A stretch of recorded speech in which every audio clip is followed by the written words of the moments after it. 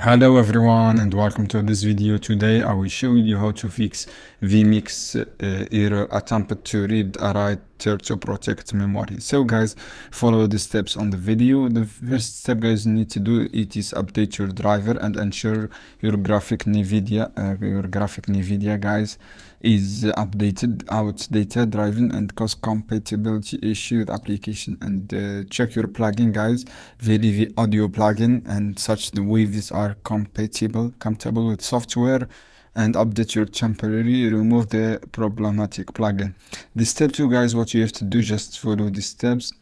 What you have to do guys, update your system and ensure your windows are updated and installed properly, and system is stable address for any issue and caused by major update by updating the driver or adjust system setting. This step 3 guys, optimize your graphic setting, and for system deal with the graphic card, configure the software dedicated to the NVIDIA process, use the NVIDIA control panel to manage 3D setting for optimal performance.